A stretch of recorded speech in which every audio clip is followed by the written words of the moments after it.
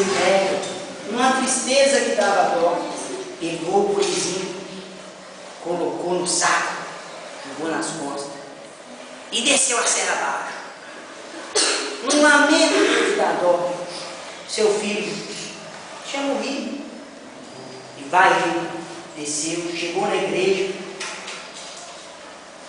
O Purizinho morreu.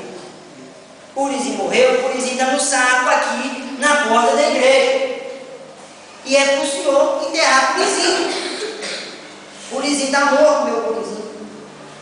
O padre, meu filho, não posso enterrar. Ele não tem documento. Você vai ter que fazer o seguinte: vai lá no fiscal da prefeitura, pega um documento, uma autorização para eu poder enterrar esse Purizinho. Tá bom? Sim, senhor. Largou o Purizinho do saco lá e foi lá no fiscal. Chegou lá. Ó, seu fiscal, meu Purizinho morreu. O Purizinho está no saco, lá na porta da igreja. Eu tenho que enterrar o Purizinho. E o padre falou que é para o senhor me dar uma tal de autorização para eu poder enterrar o Purizinho. Meu Purizinho está morto. O fiscal, não posso te dar autorização nenhuma.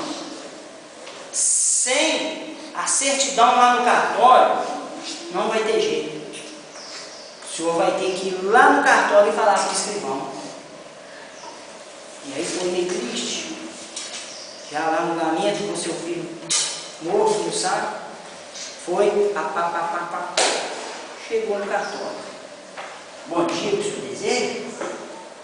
Eu quero enterrar meu Purizinho. Meu Purizinho morreu e fui no padre, o padre falou para o fiscal mandou falar para o senhor, que é para o senhor me dar um negócio, um documento para eu poder enterrar meu Purizinho. Meu Purizinho petitinho, morreu meu Purizinho.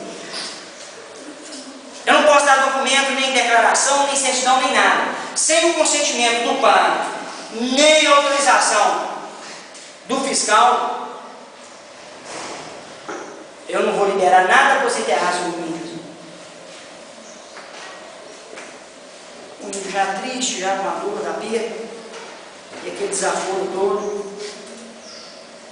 ele pensou, desci da serra, o padre, do padre, do fiscal, o escrivão, do escrivão, o padre, não. É o seguinte, vamos fazer o seguinte, quer saber de uma coisa? Meu Purizinho morreu mesmo, não morreu? Se vocês quiserem enterrar meu Purizinho, vocês enterram. Se vocês não quiserem, vocês comem ele. Vou dar para essas meninadas comigo.